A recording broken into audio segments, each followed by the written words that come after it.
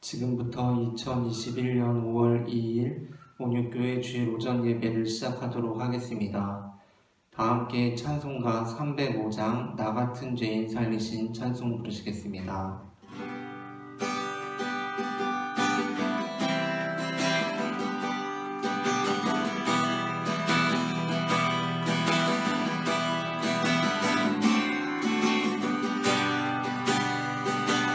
나 같은 죄인 살리신 주의 놀라운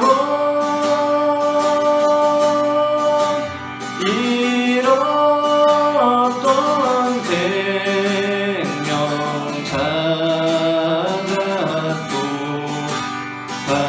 명을 얻었네. 그 죄악에서 번지신 주의 보라고 나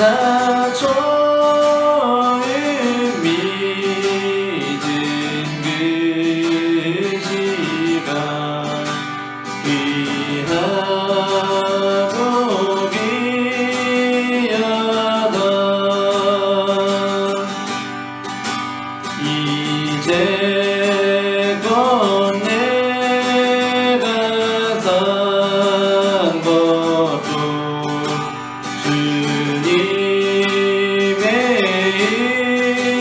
은혜라. 또 나를 장차 문양에 인도해 주시리.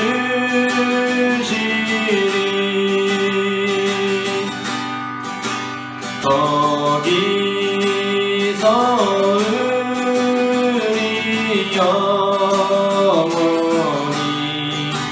주님의 은혜로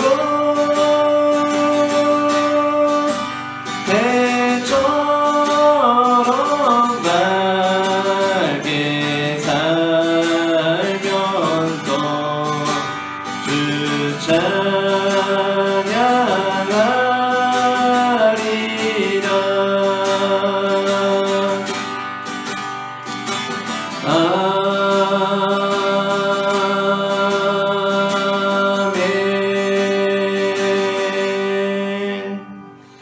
아멘.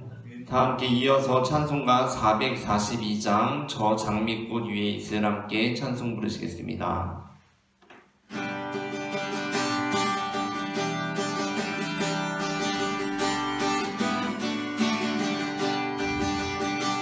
저 장미꽃 위에 있을 아직 맺혀 있는 그때에 귀에는 이 소리 들리니 주의 음성 분명하다.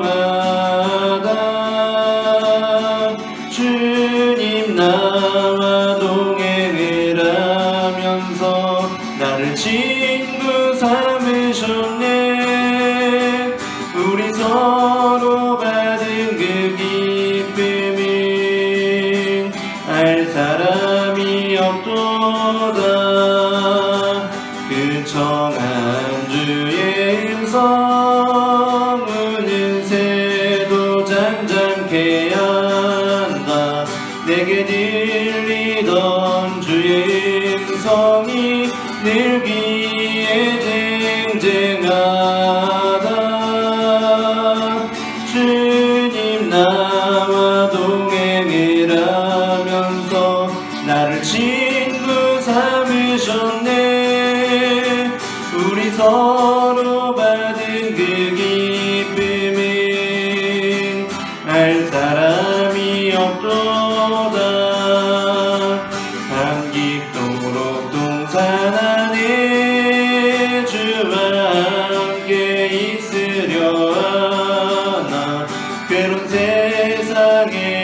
할 일 많아서 날 가라 명하신다. 주님 나와 동행을 하면서 나를 친구 삼으셨네. 우리 서로 받은 그 기쁨은 알 사람이 없도다.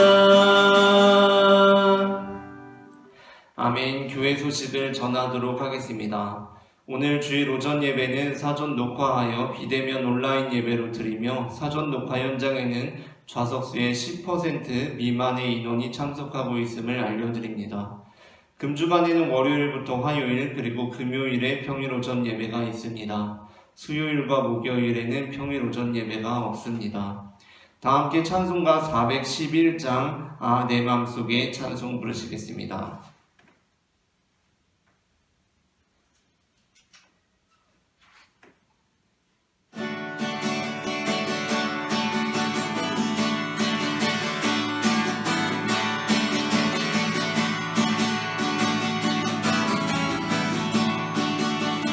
내 맘속에 참된 평화 있네. 주 예수가 주신 평화.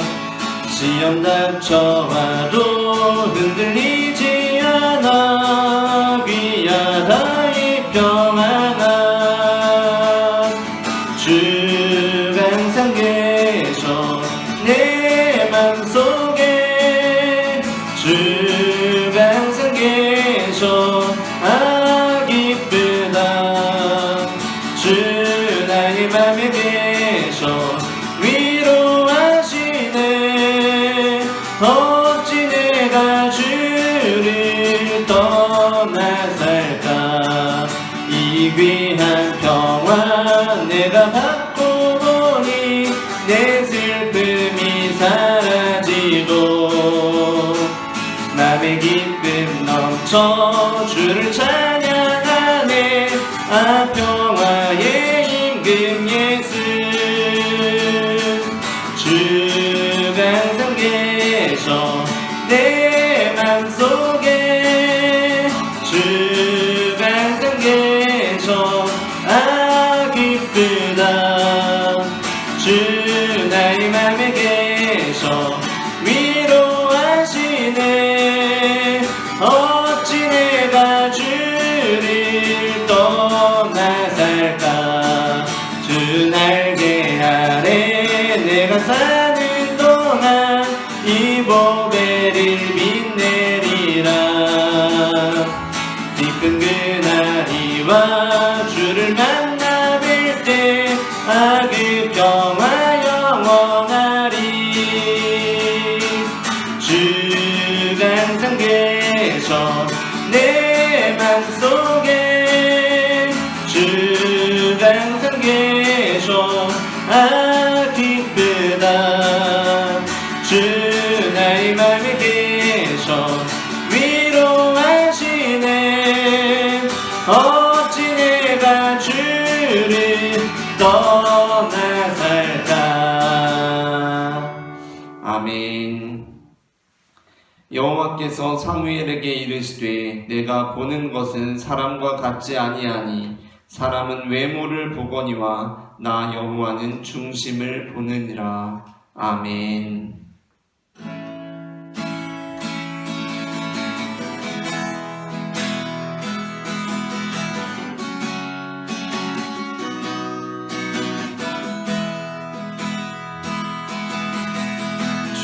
주의 보좌로 나갈 때에 어떻게 나가야 할까.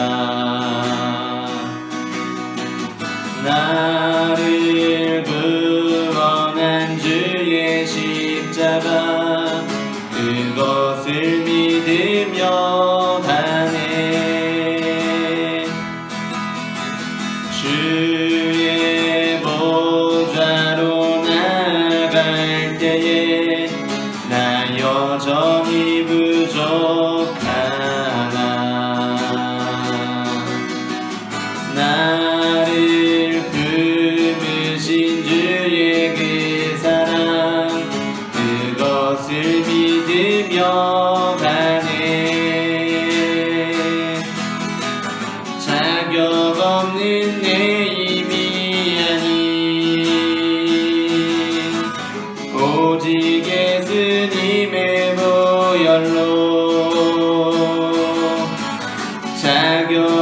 너는 내 힘이 아닌 오직 예수님의 보혈로 십자가의 보혈 완전하신 사랑 힘입어 나갑니다. 십자가의 보혈 완전하신 사랑 힘입어 예배합니다. 십자가의 보혈 완전하신 사랑 힘입어 나갑니다. 십자가의 보혈 완전하신 사랑 힘입어 예배합니다.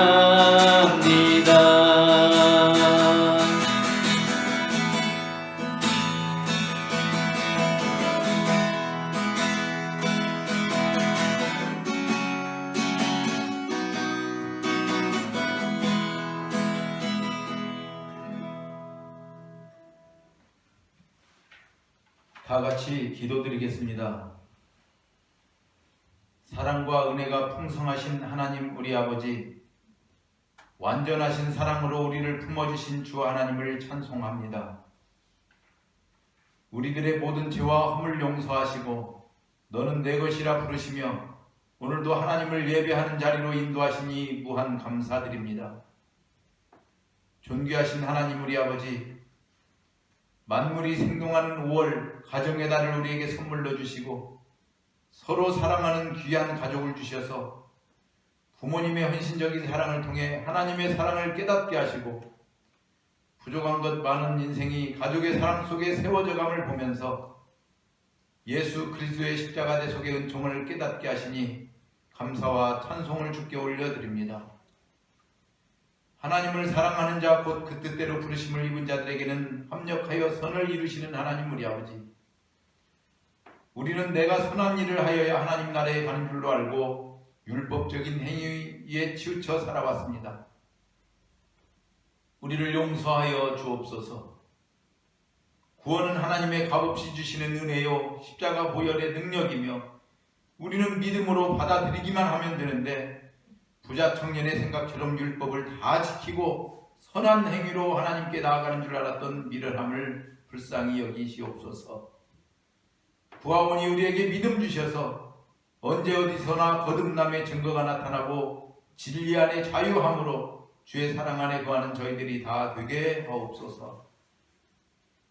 지금 이 순간도 하나님께서는 우리를 인도하시되 구름 기둥과 불 기둥으로 인도하심을 믿습니다.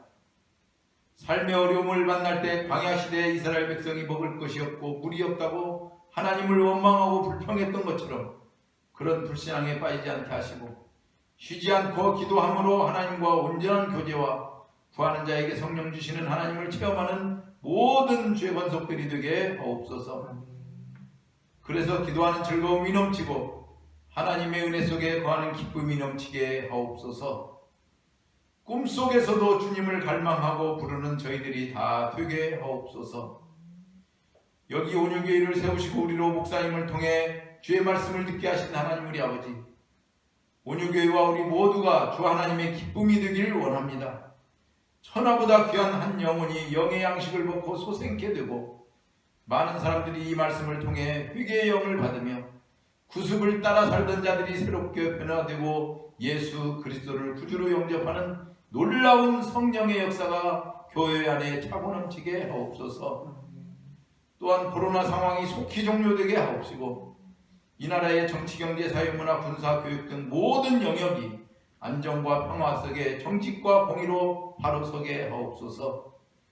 세계 만물을 지으신 주께서 우주를 지으시고 우리 한 사람 한 사람을 지으셨으며 가정을 주셔서 서로 사랑하는 법을 이루게 하셨으니 주님만 우리 주 하나님 아버지시니이다. 믿고 감사하며 이 모든 말씀을 우리 구주 예수 그리스도 이름으로 기도하옵나이다. 아멘.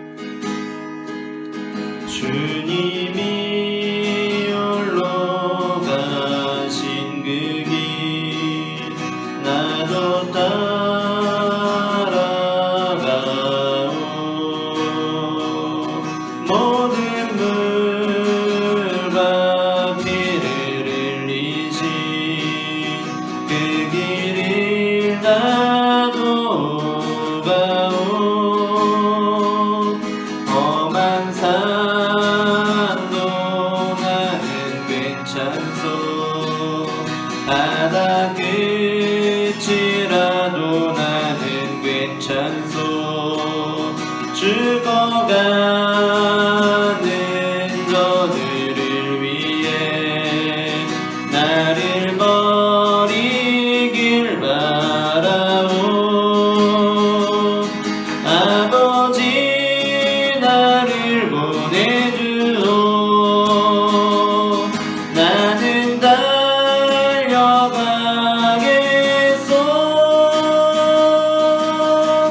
목숨도 아끼지 않겠소. 나를 보내주오. 주님이 홀로 가신 그 길 나도 따라가오. 모든 물과 피를 흘리신 그 길을 나도 가오. 험한 산도 나는 괜찮소. 바다 끝이라도 나는 괜찮소. 죽어가는 너들을 위해 나를 버리길 바라오. 아버지 나를 보내주오. 나는 달려가겠소. 목숨도 아끼지 않겠소. 나를 보내주오. 세상이 나를 미워해도 나는 사랑하겠소.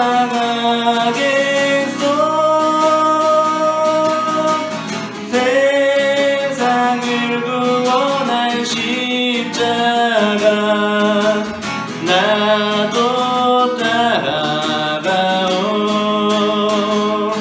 생명을 버리면서까지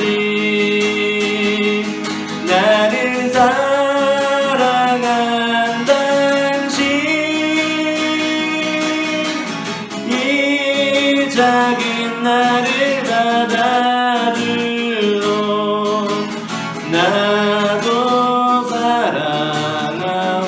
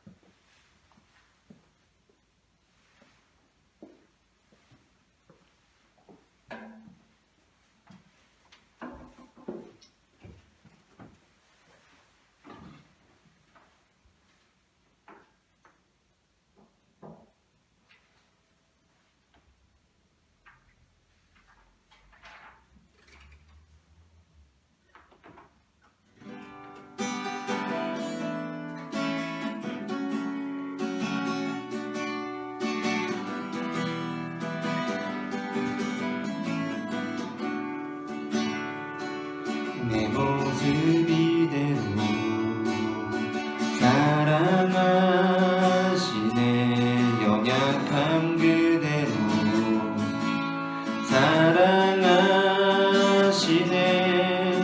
나의 모든 발걸음 주가 하시나니 날 인도하소서. 내 모습 이대로 사랑하시네. 연약한 그대로 사랑하시네. 나의 모든 발걸음 주가 하시나니 날 인도하소서. 주의 날개 아래 거하는 것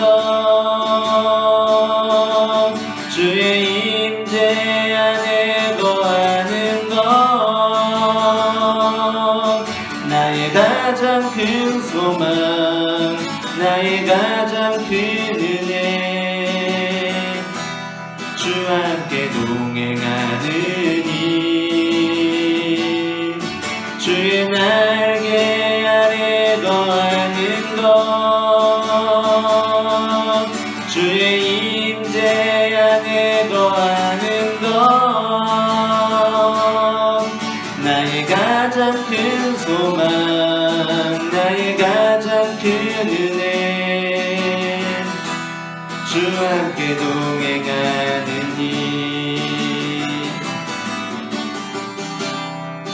모든 상황 속에서 주를 찬양할지라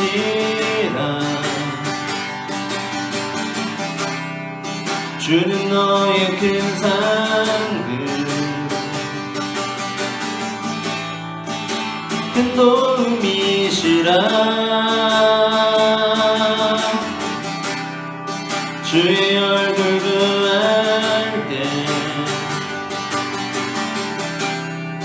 주의 영을 부사 크신 사랑 안에서 주를 보게 하소서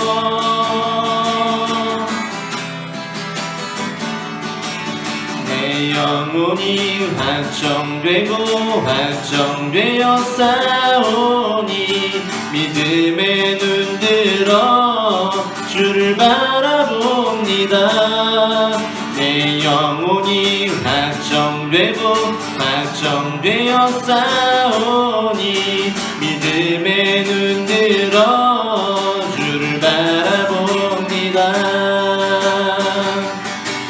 주를 찬양할 때 주의 나라 이미 맺네 주의 영원한 나라 주 보게 하소서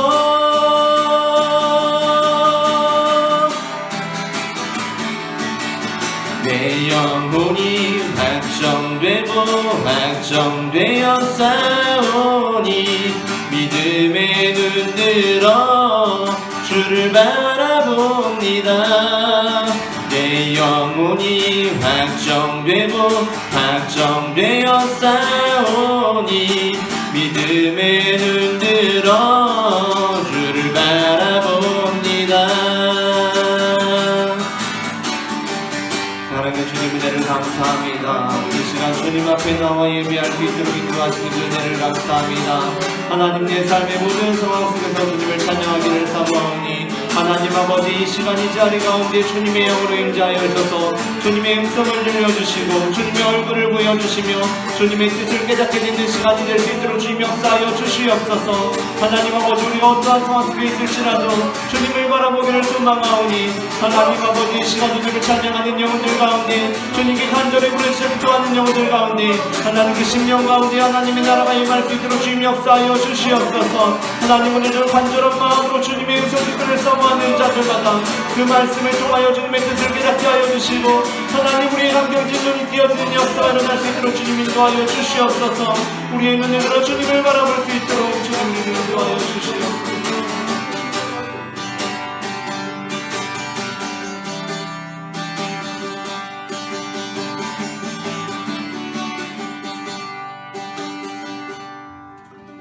사랑의 하나님 감사합니다. 이 시간 우리가 주님의 말씀 앞에 서게 하시니 감사합니다. 어두움 속에 빛으로 찾아오시는 주님께서 이 시간 넘어지는 나를 잡아주시고 약한 마음을 담대하게 하여 주실 것을 믿음의 눈으로 바라봅니다. 주님, 주님을 보게 하여 주시옵소서. 나를 붙들어 주시옵소서. 내 뜻과 내 생각 내려놓고 주님의 음성을 기다립니다. 말씀하여 주시옵소서. 살아계신 주 예수 그리스도의 이름으로 기도합니다. 아멘. 오늘 우리가 함께 나눌 말씀은 마태복음 20장 1절부터 16절까지입니다. 마태복음 20장 1절부터 16절까지 본문은 신약성경 33페이지 전후에 있습니다. 다 함께 일어나셔서 성경을 봉독하겠습니다. 성경을 제가 한 절 여러분이 한 절 교독하도록 하겠습니다.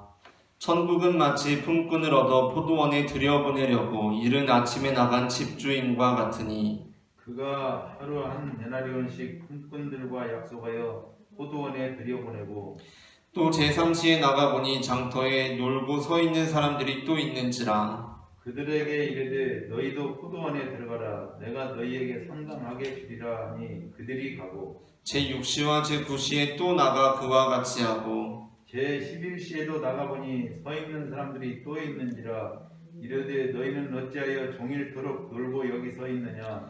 이르되 우리를 품꾼으로 쓰는 이가 없음이니이다. 이르되 너희도 포도원에 들어가라 하니라. 조물매 포도원 주인이 청지기에게 이르되 품꾼들을 불러 나중 원자로부터 시작하여 먼저 온 자까지 삭슬 주라 하니 제11시에 온 자들이 와서 한 데나리온씩을 받거늘 먼저 온 자들이 와서 더 받을 줄 알았더니 그들도 한 데나리온씩 받은지라. 받은 후 집주인을 원망하여 이르되 나중 온 이 사람들은 1시간밖에 일하지 아니하였거늘 그들을 종일 수고하며 더위를 견딘 우리와 같게 하였나이다. 주인이 그 중에 한 사람에게 대답하여 이르되 친구여 내가 네게 잘못한 것이 없노라. 내가 나와 한 데나리온을 약속을 하지 아니하였느냐. 네 것이나 가지고 가라. 나중 온 이 사람에게 너와 같이 주는 것이 내 뜻이니라. 내 것을 가지고 내 뜻으로 할 것이 아니냐. 내가 선함으로 내가 악하게 보느냐. 이와 같이 나중된 자로서 먼저 되고 먼저 된 자로서 나중되리라. 아멘. 자리에 앉으시겠습니다. 이 시간 예배의 자리에 나오신 여러분을 축복합니다. 오늘 저는 앞서 읽은 마태복음 20장 1절부터 16절까지의 본문으로 너희도 포도원에 들어가라 라는 제목의 설교를 하려고 합니다. 전해지는 말씀 가운데 하나님의 은혜가 있기를 바랍니다. 오늘 본문은 그리스도인들이 가장 납득하기 어려워하는 말씀 중 하나입니다. 오늘 본문에서 포도원 주인은 이른 아침에 그리고 제3시에 우리 시간으로 하면 오전 9시에 그리고 또 6시에 그리고 또 9시와 11시에 우리 시간으로는 각각 낮 12시, 오후 3시 그리고 오후 5시에 자신의 포도원의 품꾼들을 들여보냅니다.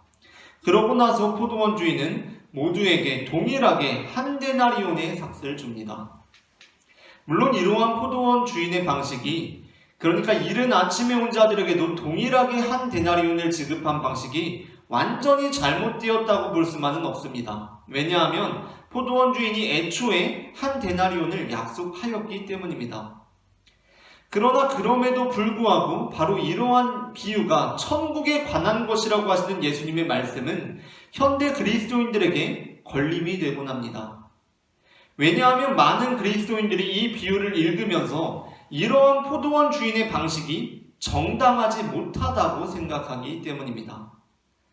우리는 일한 만큼 보상받는다는 것이 정당한 것이라는 사상으로 잘 포장된 자본주의 사회 속에서 살아가고 있습니다. 물론 그 사상이 자본주의 사회 속에서 그대로 실현되고 있다고 볼 수는 없지만 오히려 자본주의 사회에는 어떠한 면에서 일을 거의 하지 않으면서도 더 많은 보상을 받고 엄청나게 고되고 힘든 일을 하면서도 그에 합당한 보상을 얻지 못하는 문제를 더 많이 드러내고 있기도 하지만 그럼에도 불구하고 자본주의 사회가 만일 일한 만큼 보상받는 것이 마땅하다는 이 포장조차 하지 않고 있다면 우리는 이 사회구조 속에서 인권이라는 것과 관련해서 나의 노동에 대해서 정당한 보상을 해달라고 요구할 수조차 없을 것입니다. 그러니까 이미 너무나 우리에게 젖어있는 이 사상은 뭐냐면 일한 만큼 받는 것이 마땅하다는 생각을 우리가 갖고 있기 때문에 이 주인의 방식이 이게 납득이 되지가 않는 것입니다. 그래서 우리는 이러한 사회구조 속에서 일한 만큼 보상을 받는 것이 정당하다고 생각하기 때문에 그 관점에서 이 비유를 보기 때문에 이 비유가 잘 납득이 가진 않습니다.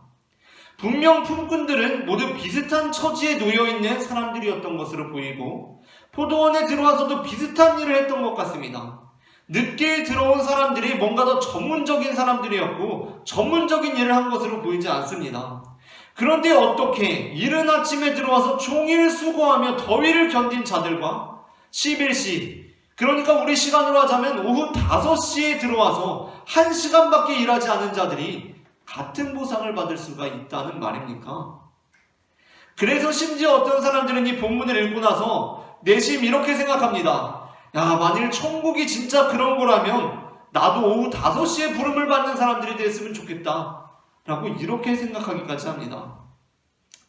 하지만 사실 이 본문은 당시의 사람들, 예수님 당시의 사람들에게는 그렇게 납득하기 어려운 말씀이 아니었습니다. 아마도 당시에 이 말씀을 들었던 청중들, 곧 제자들은 직전에 나왔던 예수님의 비유였던 10,000달란트 탕감받은 종의 비유나 누가복음 15장 11절부터 32절에 나오는 탕자의 비유를 들었을 때와 동일한 감정을 느꼈을 것입니다. 그리고 그 본문들을 읽으면서는 우리도 대체로 그 제자들과 동일한 느낌을 받습니다. 그 느낌이 무엇이냐면 이것입니다. 앞서 우리는 마태복음 18장 21절부터 35절에서 10,000달란트 탕감받은 종의 비유를 들었습니다. 그때 우리가 느낀 감정이 무엇이었습니까? 어떤 종이 주인으로부터 10,000달란트를 탕감받았습니다. 그런데 그 다음에 자신에게 100데나리온 빚진 동료를 만났습니다. 그때 그 빚을 탕감해주지 않고 그를 옥에 가두게 됩니다. 이 본문을 읽으면서 우리가 느끼게 되는 것은 한편으로는 바로 그 10,000달란트 탕감받은 종의 모습, 그의 삶이고 나의 삶이구나, 우리의 모습이구나 라는 것이면서 또 동시에 그렇게 행해서는 안 되겠다, 그가 그렇게 하지 않고 그에게 100데나리온 빚진 자를 용서해 주었다면 참 좋았었겠다 라는 생각을 하게 됩니다. 누가복음 15장 11절부터 32절에 나오고 있는 탕자의 비유 역시 마찬가지입니다. 우리는 앞서 율법이나 선지자를 완전하게 라는 설교에서 이 비유를 살펴보았던 바 있습니다. 이 비유에서 우리가 느꼈던 것은 무엇이었습니까? 둘째 아들이 아버지의 재산을 다 탕진하고 다시 아버지께로 돌아왔습니다. 그런데 그때 그 모습을 본 첫째 아들이 아버지께서 돌아온 둘째 아들을 위해 잔치를 벌인 것에 대해서 몹시 화를 냅니다. 우리는 이 본문을 읽으면서도 10,000달란트 탕감받은 종의 비유와 동일한 느낌을 받습니다. 우리는 이 본문을 통해서 한편으로는 바로 그 첫째 아들의 모습, 그의 삶이고 나의 삶이구나, 내 모습이구나, 우리의 모습이구나, 이것을 깨닫게 되면서 또 동시에 그렇게 행해서는 안 되겠다, 그렇게 하지 않고 그 형이 동생을 아버지와 함께 맞아주었다면 더 좋았었겠다라는 생각을 하게 됩니다. 그런데 오늘 본문을 통해서도 당시 예수님의 말씀을 들었던 제자들은 이와 동일한 느낌을 받았을 것입니다.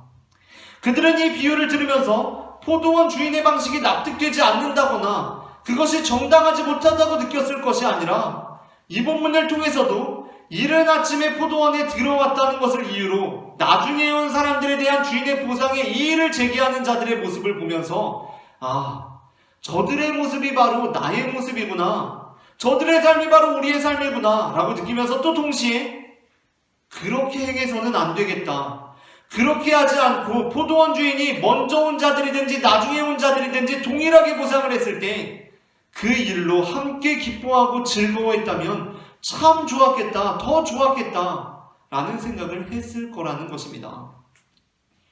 그렇다면 어떻게 그들은 이 비유를 통해서도 10,000달란트 탕감받았던 종의 비유나 탕자의 비유를 들었을 때와 동일한 느낌을 받고 동일한 생각을 할 수 있었던 것입니까?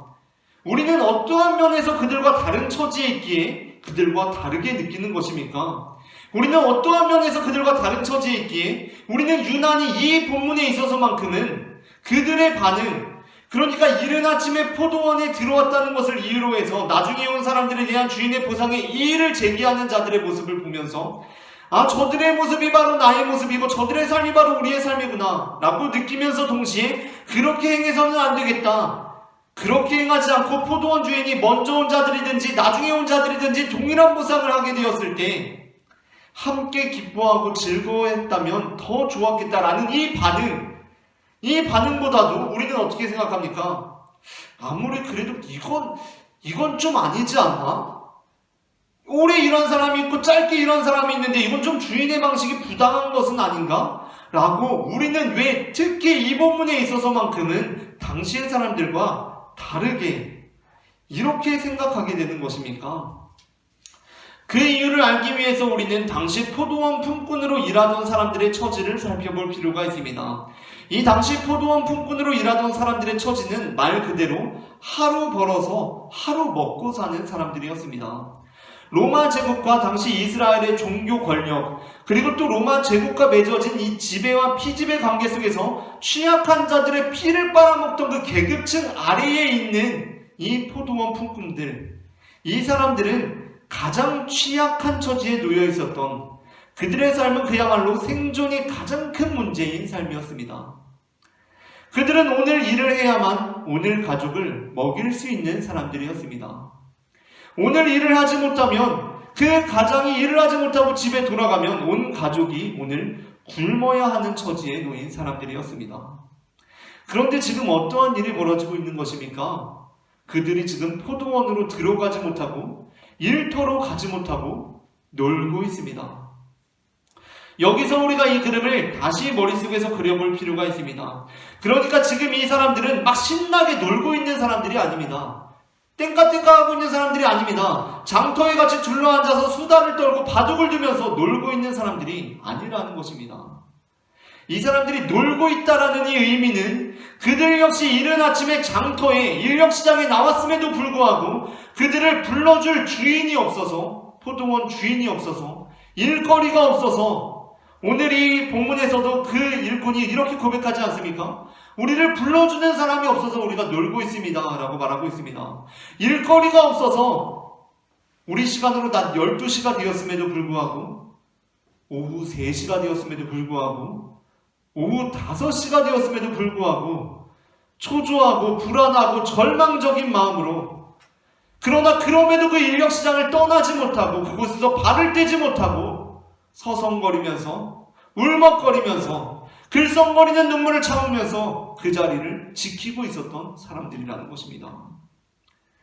이러한 상황 속에서 포도원 주인은 12시까지 놀고 있는 사람들을, 그리고 3시까지 놀고 있는 사람들을, 심지어 5시까지도 불러주는 주인이 없어서 일터에 나아가지 못하고 있던 그 사람들을 다 포도원에 들어가서 일하게 했고, 그들에게 동일한 보상, 즉 노동자의 하루 품삯, 그 노동자가 그 돈을 가지고 가면 그래도 한 가족이 그 하루 생활을 할 수 있는 급여를 주었던 것입니다. 우리가 이러한 배경을 알게 되면 제자들과 비슷한 느낌을 얼핏 받을 수 있습니다. 그러니까 지금 이른 아침에 온 사람들의 이 반응, 어떻게 저들에게 우리가 똑같은 대우를 할 수 있습니까? 저들은 1시간밖에 일 안 하지 않았습니까? 우리에게 더 주든지, 아니면 더 심하게 해석을 하자면 비율적으로 저들에게 덜 주던지 해야 하는 거 아닙니까? 2데나리온이 있으면 나한테 한 1.8데나리온 주고 쟤한테는 0.2데나리온 줘야 하는 거 아닙니까? 그것이 정당한 것 아닙니까? 라는 이 반응이 우리가 생각했던 것보다 얼마나 더 가혹한 말인지를 알게 됩니다. 그러면서 그에 따라서 지금 이 상황에서는 주인의 부당함에 이의를 제기하는 것이 아니라 나중에 온 그들 역시, 그러니까 불과 오늘 아침만 해도 나와 하등 다를 바가 없는 처지에 놓여있던 그들 역시 오늘 하루의 생활비를 얻게 되었다는 그 사실 자체에 함께 안도하고 함께 감사하는 것이 더 좋겠다라는 생각을 하게 된다는 것입니다. 그리고 이제 이러한 이해 속에서 우리는 만약에 천국이 그런 거라면은 나도 그냥 5시에 불러줬으면 좋겠다라는 그 말도 안 되는 생각을 도저히 할 수가 없게 된다는 것입니다. 아니 이게 뭐야, 다 똑같이 보상을 받을 거면 나도 차라리 이른 아침부터 와서 수고를 하느니 5시에 불려와서 1시간이라고 같은 보상을 받았으면 좋겠다, 이런 말을 도저히 꺼낼 수가 없는 것입니다. 왜냐하면 그것은 5시까지 일거리가 없어서 장터에서 그 인력시장에서 앉아있는 일은 너무나 끔찍한 일이기 때문입니다. 사실 인력시장에서는 이미 이른 아침에 불려나가지 못하면 거의 모든 소망이 사라져버리는 거 아닙니까?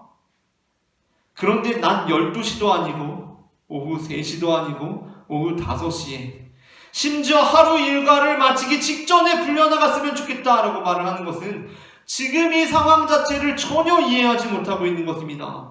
그것이 얼마나 끔찍하고 서럽고 절망적이고 눈물 나는 일인지 알지 못하고 있는 것입니다. 이른 아침에 불려가는 것, 아침부터 떠오르는 태양을 바라보면서 대낮에 내리쬐는 태양 아래서 더위를 견디며 하루 종일 수고할 수 있는 것, 그것 자체가 너무나 값지고 은혜로운 일이라는 것입니다. 이 비유 안에서는 그렇다는 것입니다. 그렇다면 예수님께서 이 말씀을 하시는 이유는 무엇입니까? 바로 우리의 모습이 이른 아침에 포도원에 불려 들어온 사람들과 같다는 것입니다. 이 세상의 모습이 그러하다는 것입니다. 오늘 본문은 마지막 16절에 이와 같이 나중된 자로서 먼저 되고 먼저 된 자로서 나중되리라 라는 구절을 통해서 앞선 우리가 지난주에 나누었던 19장 30절에 그러나 먼저 된 자로서 나중되고 나중된 자로서 먼저 될 자가 많으니라 라는 본문을 반복함으로써 앞선 본문과 밀접하게 관련되어 있음을 나타내고 있습니다. 우리가 이전 시간에 나누었던 본문이 그렇게 끝났습니다. 그러나 먼저 된 자로서 나중되고 나중된 자로서 먼저 될 자가 많으니라 라고 끝났습니다. 우리는 지난 시간의 본문을 통해서 하나님 나라에 들어가는 것에 관한 주권은, 모든 주권은 하나님께 있다라는 말씀을 들었습니다. 오늘 본문의 메시지 역시 그와 같습니다.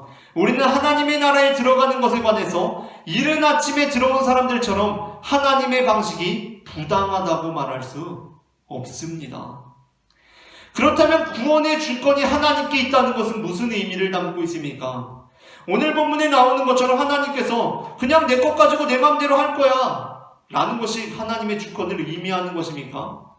아닙니다. 그것은 하나님의 주권을 강조하는 표현이라고 할 수 있습니다. 그렇다면 하나님께 모든 주권이 있다는 것은 어떠한 것을 의미합니까? 그것은 하나님께서는 전지하시다. 하나님께서는 모든 것을 알고 계신다 라는 것입니다. 지난 시간 우리는 부자와 제자에 관한 말씀을 들었습니다. 부자가 예수님을 찾아와서 영생에 대한 질문을 하였고, 예수님께서는 그에 관련해서 부자는 또 다른 의미에서 어느 누구도 하나님의 나라에 들어갈 수 없으나 하나님께서는 다 가능하다라는 말씀을 하셨습니다. 그러자 베드로는 그러면 자신들은 예수님을 위해 모든 것을 버리고 따르기까지 한 사람들이니 어떠한 상급이 있겠습니까? 라고 물었습니다.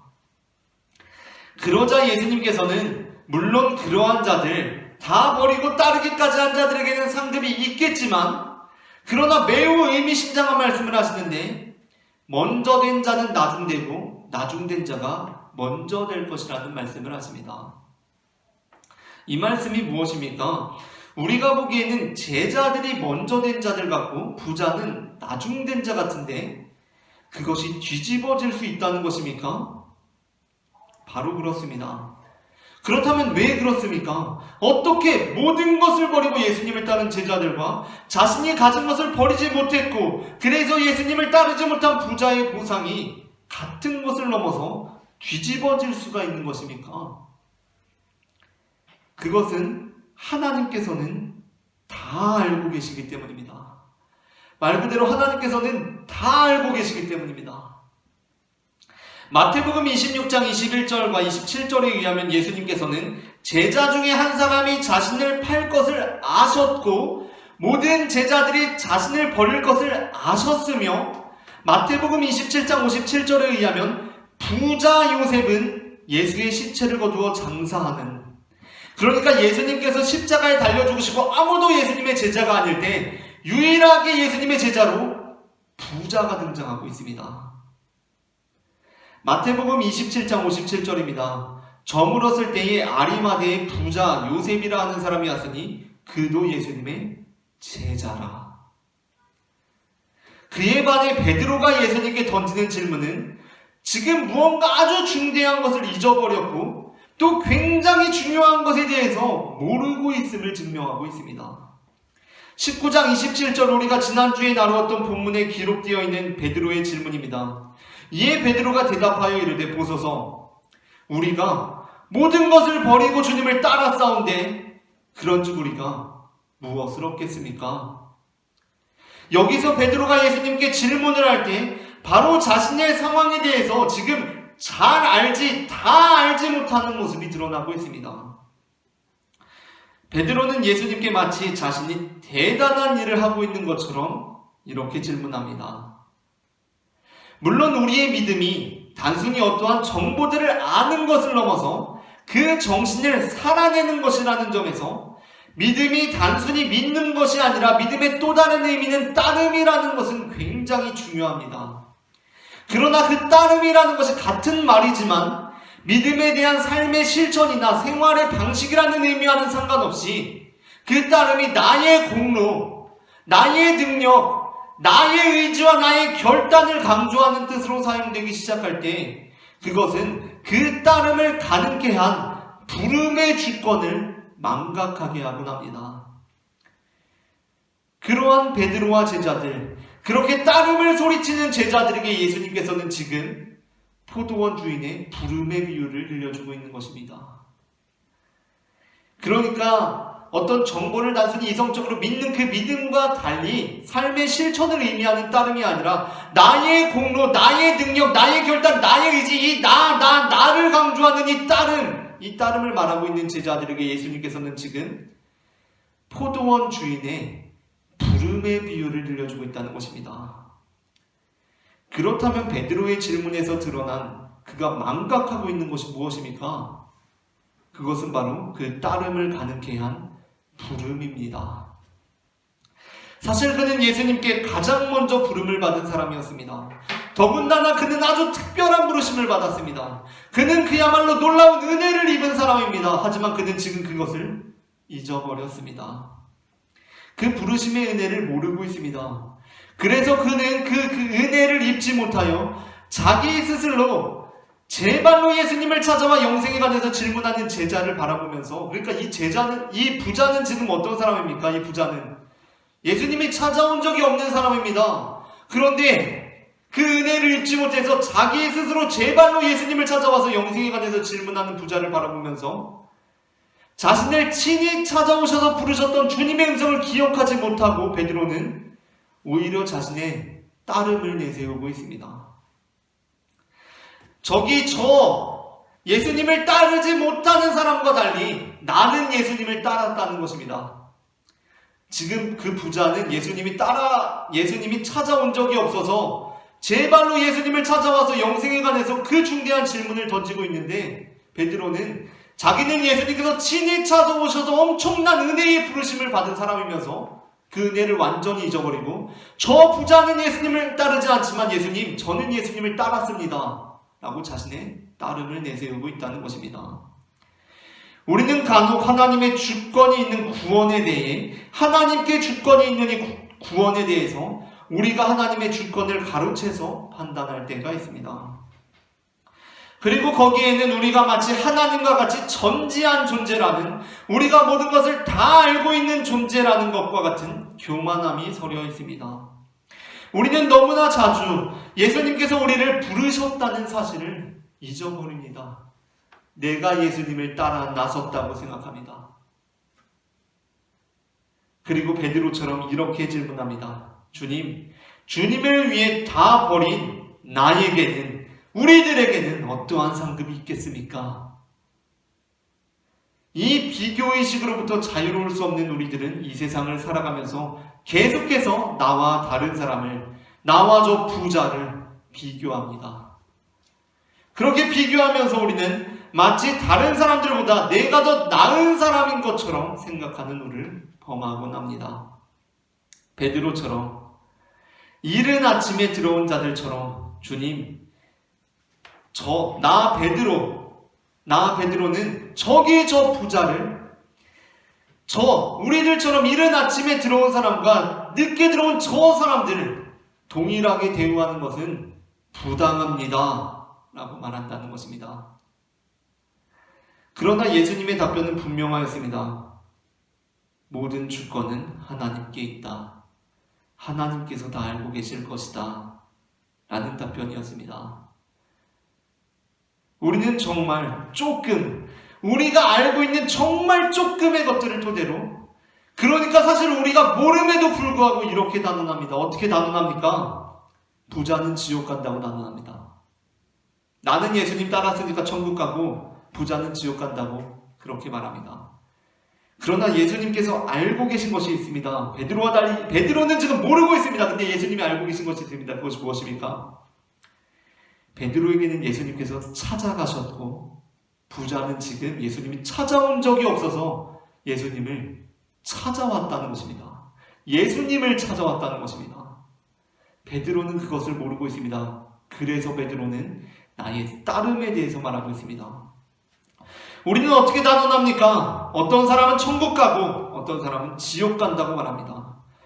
물론 우리는 예수님 믿으면 천국 간다고 믿는 사람들입니다. 그러나 그것이 우리의 믿음의 고백, 기쁨의 찬송이 아니라 정죄와 판단의 규정으로 사용될 때 그것은 하나님의 주권을 가로채는 행위가 되고 맙니다. 그렇다면 우리는 대체 무슨 자격으로 그러한 말을 하는 것입니까? 예수님 믿으면 천국 가고 다른 종교를 믿으면 지옥 간다는 것 역시 마찬가지입니다. 물론 우리는 이제까지 믿음의 고백으로 기쁨의 찬송으로 예수님 믿으면 천국 가고 다른 종교를 믿으면 지옥에 간다라고 말해왔습니다. 저 역시도 그렇게 말해왔고 말하고 있고 앞으로도 그렇게 말할 것입니다. 그러나 우리는 언제나 그것이 세상을 향한 정죄와 판단의 규정으로 사용되지 않도록 조심해야 합니다. 그럼에도 불구하고 어떤 이들은 예수님 믿으면 천국 가고 다른 종교를 믿으면 지옥 간다는 말을 세상을 향한 정죄와 판단의 규정으로 사용하는 자들이 있습니다. 하지만 저는 그러한 말을 정죄와 판단의 규정으로, 그러니까 신학적인 학문적인 진술로 쓰는데 굉장한 민망함과 두려움을 느꼈습니다. 그 이유는 제 믿음이 부족하기 때문이 아닙니다. 저는 어느 누구보다 하나님을 믿으면 천국 간다고, 예수님 믿으면 하나님 나라에 간다고 찬송하고 설교하는 사람입니다. 그러나 그것을 신학적으로 진술하는 것이 민망하고 두렵습니다. 그 이유는 제 믿음이 약하기 때문이 아니라 제가 어느 누구보다 하나님의 주권에 대해서 강하게 믿고 있기 때문입니다. 그 이유는 제가 하나님을 믿는 믿음이 약하기 때문이 아니라 제가 하나님을 믿는 데 대해서 한 일이 아무것도 없다고 믿기 때문입니다. 저는 저의 따름보다도 주님의 부르심의 힘을 믿습니다. 사실 저는 모태신앙으로 태어났고 부모님이 교회에 다녔기 때문에 다니기 시작했고 청소년기 때부터 교회가 좋아지기 시작했습니다. 찬양을 듣고 찬송을 부르는 것이 좋고 그것이 제 성향이라든가 제 심리적이라든가 또 가정적으로 배경적으로 큰 위안이 되고 만족이 되고 인정받는 일이 되었습니다. 그것이 지금까지도 그렇습니다. 저는 이 복음의 메시지, 예수님의 말씀이 때로는 너무나 어려워가지고 머리를 쥐어짜기도 하지만 그럼에도 불구하고 이 복음과 말씀이 너무나 좋고 감격적이고 다른 어떤 영화나 음악을 들을 때보다 너무나 큰 이 감흥이 있습니다. 마음의 뜨거움이 있습니다. 그러니까 제 성격이나 환경이나 제 배경이나 모든 것이 예수님을 믿고 따르기에 참 좋게 이루어졌고 지금도 그렇게 이루어져 있는 것입니까? 얼마나 큰 은혜입니까? 그런데 어떻게 제가 그러한 큰 은혜를 입은 제가 저와 같은 상황이나 성격이나 배경을 부여하지 못한 다른 사람들에 대해서 그가 그러한 상황 속에서 그리스도인이 되지 못했다고 해서 단정적으로 그는 구원받지 못했다라고 말할 수가 있겠습니까? 그러니까 어떤 사람은 가정환경적으로 성장 배경적으로 그리스도인이 되지 못할 만한 상황이었는데 그렇게 되지 못한 여건에 놓여있는데 너무나 많은 은혜를 입은 제가 어떻게 저 사람은 저러니까 구원 못 받아 라고 말하는 것이 너무나 민망하고 두려운 일이라는 것입니다. 저는 저 역시도 지금의 저와 같은 환경이나 성격을 부여받지 못했다면 그러니까 그러한 주님의 부르심이 없었다면 오로지 제 힘과 능력으로 지난주 본문의 부자와 같이 예수님께로 나아가는 삶을 살 수 있었을까? 그것에 대해서 장담할 수 없기 때문에 그러니까 제가 예수님을 따르게 된 데 있어서 그만큼 저의 공로가 전혀 없기 때문에 저는 그러한 예수님을 믿지 못하는 사람들은 구원받지 못하고 지옥 간다는 말을 함에 있어서 저 스스로 불안과 공포를 느낍니다. 사실 지옥에 간다는 것 얼마나 무시무시한 말입니까? 그것을 믿는 사람이 그것을 그렇게 담대하게 말할 수 있는 것은 얼마나 무시무시한 일입니까?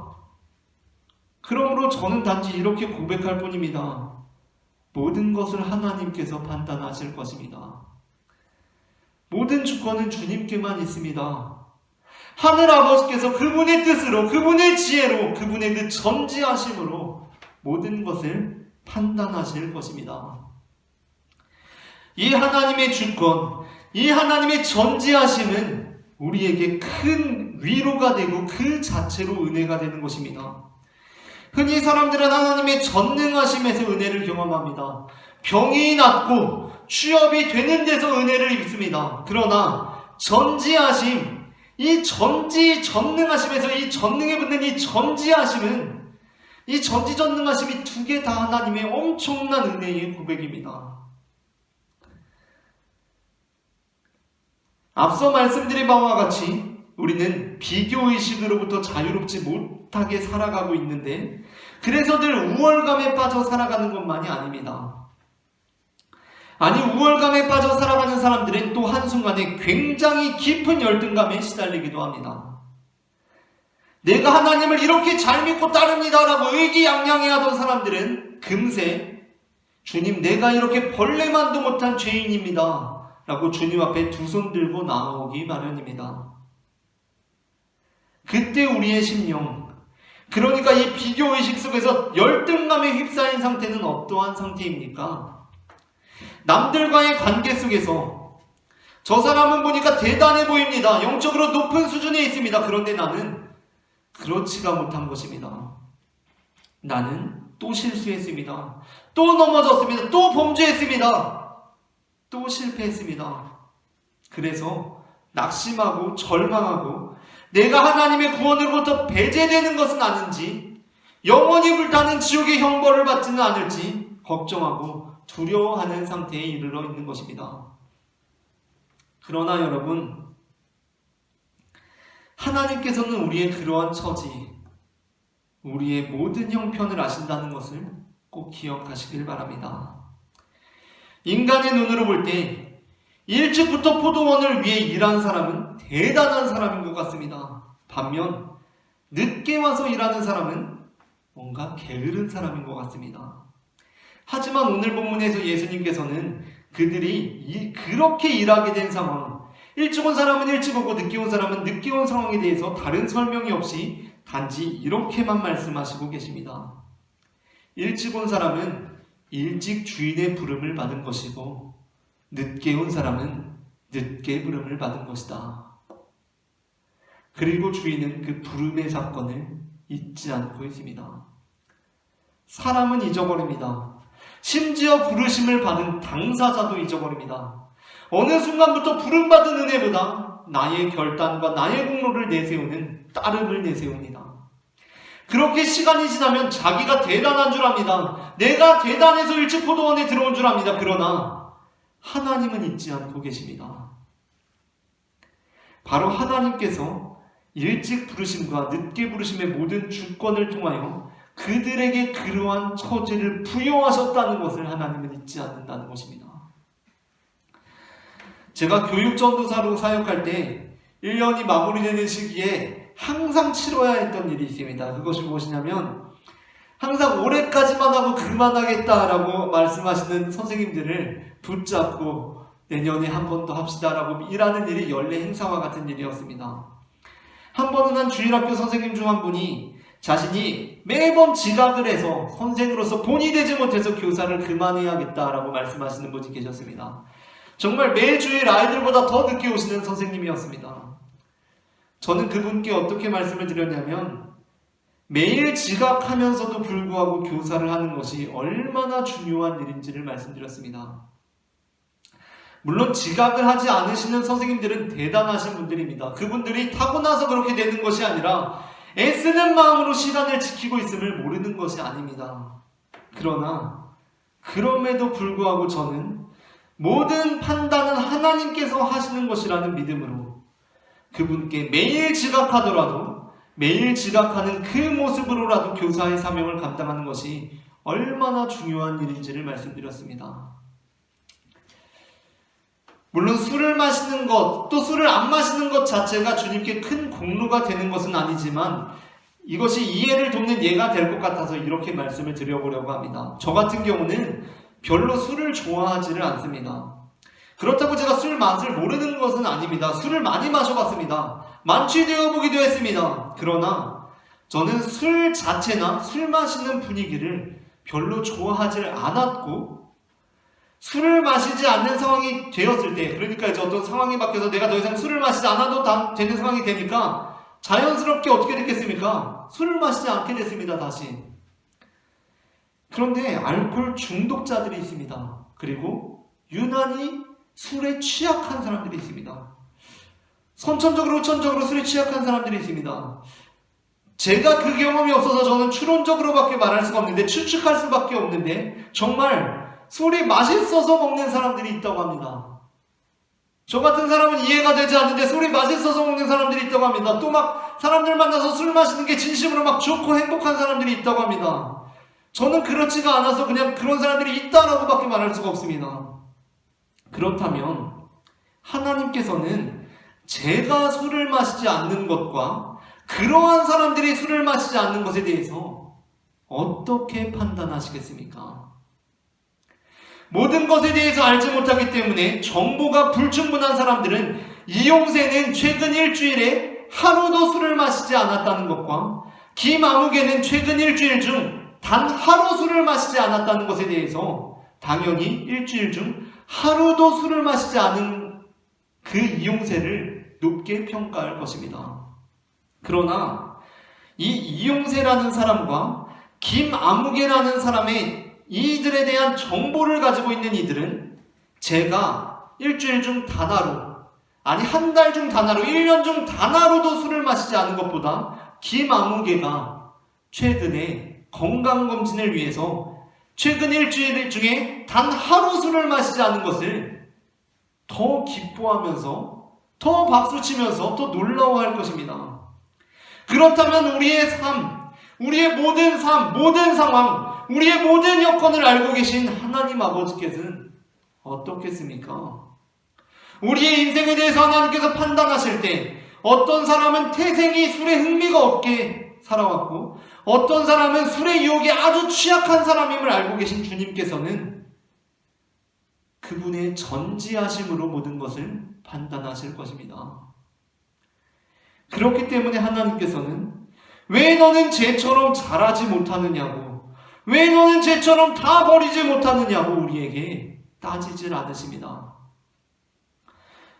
야, 너는 베드로처럼 왜 버리지 못하냐? 부자 청년아, 좀 버려라 라고 하시질 않으십니다.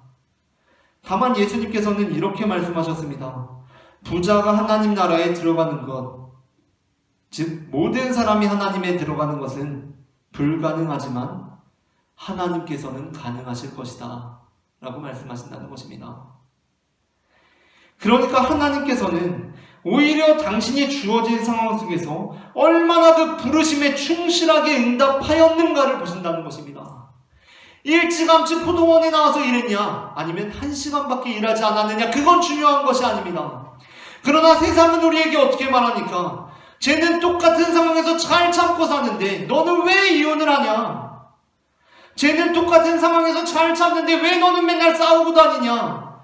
쟤는 똑같은 상황에서도 열심히 공부해서, 아니 더 열악한 상황에서 열심히 공부해서 명문대 갔는데 대체 왜 너는 못 갔냐? 왜 너는 맨날 그 모양이냐? 라고 말을 합니다. 그러나 주님께서는 아십니다. 주님께서는 당신이 똑같지 않았다라는 것을 아신다는 것입니다. 주님께서는 당신만이 겪고 있었던 상처와 당신만이 겪고 있었던 슬픔과 당신만이 가지고 있었던 그 어려움들을 알고 계신다는 것입니다. 당신은 달랐다는 거. 다른 사람들은 다 무턱대고 너도 똑같았잖아 라고 하지만 당신은 달랐다는 거.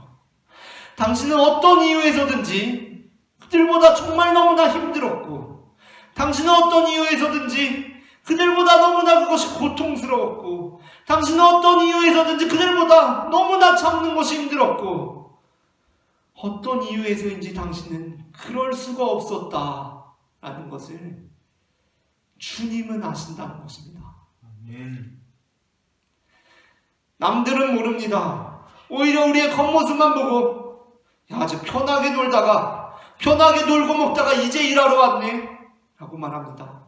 쉽게 판단합니다. 정죄합니다. 하지만 우리는 이제 포도원에 늦게 들어온 이들의 심정을 알고 있습니다. 그들은 결코 늦게 오고 싶어서 늦게 온 게 아닙니다. 이들은 늦게 부름받았습니다. 그래서 그들은 남들이 일할 동안 사실 더 힘들고 어려운 시간을 보냈습니다. 주인은 그 장터에 가서 그 놀고 있는 자들의 표정을 보셨습니다. 일거리가 없어서 놀고 있는 자들, 그 초조한 표정과 불안해하는 발걸음과 그들의 절망과 그들의 눈물과 그들의 슬픔과 아픔과 그들의 간절함과 그 모든 것을 주님께서 보셨고 주님께서 잊지 않고 계셨던 것입니다. 그리고 이제 그들이 늦게 들어온 모든 책임을 자신의 주권으로 돌리고 계십니다. 그들은 늦게 부름을 받았기 때문에 늦게 들어왔을 뿐이라고 말씀하고 계신다는 것입니다. 이른 시간에 들어온 자들은 알지 못합니다. 이른 시간에 선택받은 자들은 알지 못합니다. 그 간절함을 모릅니다. 아니, 사실 그 간절함은 일찍 들어온 자들의 것일 수도 있었는데 그들은 잊어버리고 말았습니다. 하지만 주인은 알고 있습니다. 여전히 잊지 않고 계십니다. 그들은 어떠한 면에서 더욱 고생한 자들이라는 것을 잊지 않고 계신다는 것입니다. 그들은 어떠한 면에서 더욱 수고한 자들입니다. 그래서 나중된 자지만 먼저 된 자입니다. 주인은 그것을 아시는 것입니다. 그래서 하나님께서는 늦게 온 나, 실패한 나, 불과 1시간밖에 일하지 않은 나에게도 이렇게 동일하게 한 데나리온을 주시는 것입니다. 그래서 지난 본문과 오늘 본문에서 예수님께서는 부자가 돌아가는 모습을 보시면서 얘네는 다 버렸는데 너는 왜 못 버리냐? 역시 부자가 천국에 들어가는 것은 나트가 바늘길을 통과하는 것보다 어렵다라고 마치시는 것이 아니라 그를 바라보시면서 마가복음에 의하면 상황에 의해서 달라지지 않는 그 변치 않는 사랑으로 그를 사랑스럽게 바라보시면서 하나님은 다 가능하다. 먼저 된 자들이 나중되고 나중된 자들이 먼저 된다 라는 말씀을 그 뒷모습을 바라보시면서 하시는 것입니다. 왜냐하면 예수님께서는 그가 물러가는 모습을만 보고 계시는 것이 아니라 그가 예수님께 나온 모습을 잊지 않고 계시는 것입니다. 그러므로 우리는 우리 자신의 형편에 불평하거나 좌절하기보다는 현재 주어진 상황 안에서 주님의 부르심에 충실하게 응답할 필요가 있습니다. 하나님, 왜 저는 이렇게 일찍 부르셨습니까? 라는 질문도 불경한 것이지만 하나님, 왜 저는 이렇게 늦게 부르셨습니까? 라는 질문 역시 불경합니다. 로마서 9장 20절부터 24절 말씀은 이렇게 말씀하고 있습니다. 이 사람아, 내가 누구이기에 감히 하나님께 반문하느냐? 지음을 받은 물건이 지은 자에게 어찌 나를 이같이 만들었느냐 말하겠느냐? 토기장이가 진흙 한 덩이로 하나는 귀 있을 그릇을 하나는 천이 있을 그릇을 만들 권한이 없느냐? 만일 하나님이 그의 진노를 보이시고 그의 능력을 알게 하고자 하사 멸하기로 준비된 진노의 그릇을 오래 참으심으로 관용하시고 또한 영광받기로 예비하신 바 긍휼의 그릇에 대하여 그 영광의 풍성함을 알게 하고자 하셨을지라도 무슨 말을 하니요? 이 그릇은 우리니 곧 유대인 중에서뿐 아니라 이방인 중에서도 부르신 자니라. 아멘. 디모데후서 2장 19절부터 21절 말씀은 이렇게 말씀하고 있습니다. 하나님의 견고한 터는 섰으니 인침이 있어 일렀으되 주께서 자기 백성을 아신다 하며 또 주의 이름을 부르는 자마다 불의에서 떠날지어다 하셨느니라. 큰 집에는 금그릇과 은그릇뿐 아니라 나무 그릇과 질그릇도 있어 귀하게 쓰는 것도 있고 천하게 쓰는 것도 있나니 그러므로 누구든지 이런 것에서 자기를 깨끗하게 하면 귀히 쓰는 그릇이 되어 거룩하고 주인의 쓰심에 합당하며 모든 선한 일에 준비함이 되리라. 아멘. 주님의 부르심에 대해서 불평하지 마시기를 바랍니다. 그러실 것 없습니다. 그 이유는 주님께서 우리의 사정을 다 아시기 때문입니다. 주님께서 귀 있을 그릇과 천이 있을 그릇을 만드셨습니다. 금그릇과 은그릇뿐 아니라 나무 그릇과 질그릇도 지으셨습니다. 그리고 그분께서 자기 백성을 아십니다. 주님께서는 자신의 백성의 처지를 아십니다. 주님은 그 일꾼들의 처지를 아십니다. 그러므로 우리가 해야 할 일은 불평하고 좌절하는 것이 아니라 내게 주어진 모든 형편과 사정을 헤아리시는 주님을 의지하면서 신뢰하면서 그분의 부르심에 응답하는 것입니다. 일찍 부름을 받았으면 일찍 부름을 받은 대로, 늦게 부름을 받았으면 늦게 부름을 받은 대로, 부자로 부름을 받았으면 부자로, 제자로 부름을 받았으면 제자로, 결혼한 자로 부름을 받았으면 결혼한 자로, 고자로 부름을 받았으면 고자로, 독신자로 부름을 받았으면 독신자로, 우리의 모든 형편과 사정을 헤아리시고 알고 계시는 주님을 의지하면서 그분을 신뢰하면서 그 길을 따라가면 되는 것입니다. 이처럼 하나님께서는 우리의 모든 사정과 형편을 헤아리시고 알고 계시며 그분의 주권과 전지하심으로, 전지전능하심으로 우리의 인생을 판단하시는 분임을 저는 마태복음 20장 1절부터 16장 말씀을 근거로 고백합니다. 오늘 말씀을 근거로, 오늘 전해진 말씀 가운데 하나님의 은혜가 임했기를 바랍니다.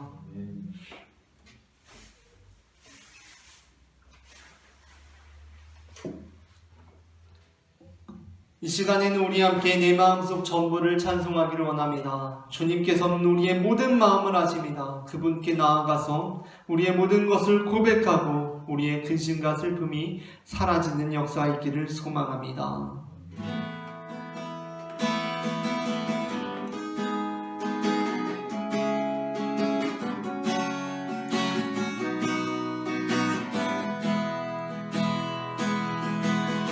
내 마음속 전부를 아시는 주님, 나 당신께 숨길 것 하나 없네.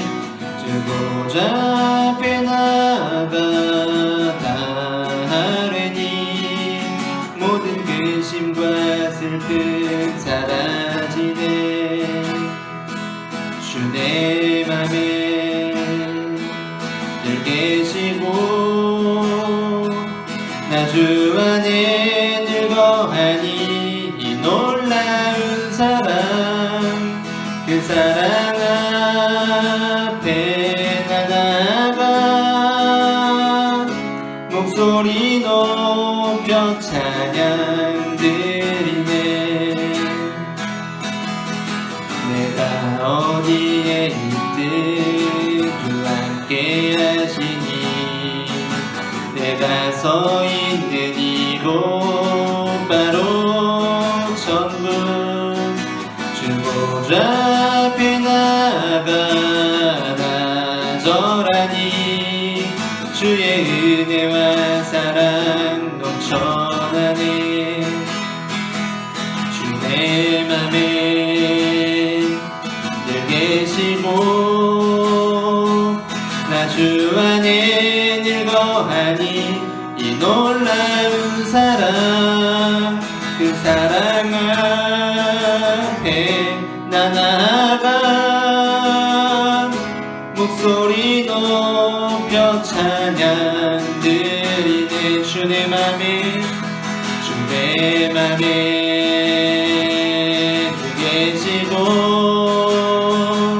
나 주 안에 늙어하니 이 놀라운 사랑, 그 사랑 앞에 나 나아가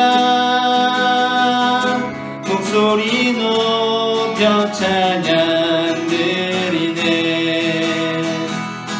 그네 보좌 앞에 나 나아가 경배 드리네. 아버지, 아버지, 아버지, 나를 안으시고 바라보시는 아버지, 아버지, 아버지, 나를 보시고 힘주시는 아버지, 아버지,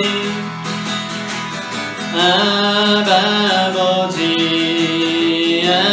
아버지, 나를 안으시고 바라보시는 아버지, 아버지, 아버지. 아버지 나를 도우시고 힘주시는 아버지 주는 내 맘을 묻으시고 볼 수 없는 상처 만지시네 나를 아시고 나를 이해하시네 내 영혼 새롭게 세우시네 다시 한번 고백합니다. 아버지 아버지 아버지 나를 안으시고 바라보시는 아버지 아버지 아버지 나를 도우시고 힘주시는 아버지 아버지 아버지 아버지 나를 안으시고 바라보시는 아버지 아버지 아버지 나를 도우시고 힘주시는 아버지 주는 내 맘을 고치시고 주는 내 맘을 고치시고 볼 수 없는 상처 만지시네 나를 아시고 나를 이해하시네 내 영혼 새롭게 세우신 주는 내 맘을 고치시고 주는 내 맘을 고치시고 볼 수 없는 상처 만지시네 나를 아시고 나를 이해하시네 내 영혼 새롭게 세우신 주는 내 맘을 고치시고 주는 내 맘을 고치시고 볼 수 없는 상처 만지시네 나를 아시고 나를 이해하시네 내 영혼 새롭게 세우시네 이 시간에 우리 함께 기도하기로 합니다. 주님께서는 우리의 마음을 고치시고 아무도 볼 수 없는 우리의 상처를 치유하시는 분이십니다. 주님께서 우리의 마음을 아시고 우리를 이해하십니다. 세상은 우리를 정죄하고 판단할지라도 그분의 전지하심으로 이 시간 우리를 용납하시고 사랑하시는 주님, 우리가 주님의 그 사랑을 깨닫기를 원합니다. 다 함께 기도하시겠습니다. 사랑의 주님 은혜를 감사합니다. 하나님 아버지, 이 시간 우리가 주님의 크신 사랑과 은혜를 경험할 수 있도록 인도하시고 그 은혜를 감사합니다. 하나님 아버지, 내가 주님을 따른다고 나의 따름을 내비우던 나의 모습을 주님 앞에 내려놓고 있습니다. 주님께서 나를 불러주셨고 주님의 그 크신 은혜로 나를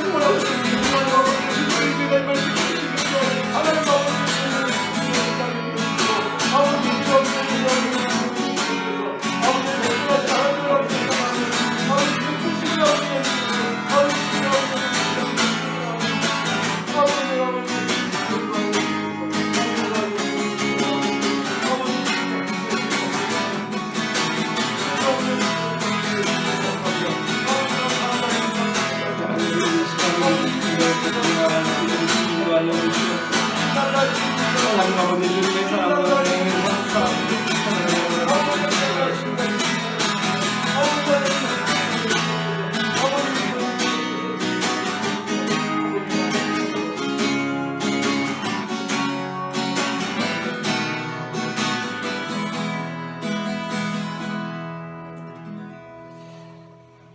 우리를 사랑하시는 하나님 아버지, 이 시간 주님의 전지하심으로 우리의 모든 형편을 헤아려 주시니 그 은혜를 감사드립니다. 이제 우리가 일찍 온 자로서 나중 온 자들에 대한 주님의 한량없는 사랑에 이의를 제기하는 자들이 아니라 그 한량없는 사랑에 함께 기뻐하며 감사하는 자들이 될 수 있도록 도와주시옵소서. 이제는 우리를 지으신 우리의 토기장이가 되시는 하나님 아버지의 사랑과 나 같은 죄인에게도 동일한 데나리온을 허락하시는 예수 그리스도의 은혜와 우리의 삶에 역사하셔서 우리의 상한 마음을 고치시고 우리를 아시고 우리를 이해하시는 성령 하나님의 인도하심이 지금 각자의 자리에서 오직 주님만이 우리를 부르시는 포도원 주인이 되시며 오직 주님만이 우리의 구원자가 되신다고 목소리 높여 고백하는 모든 영혼들의 머리 위에 지금부터 영원토록 함께 하시기를 간절히 축원하옵나이다. 아멘.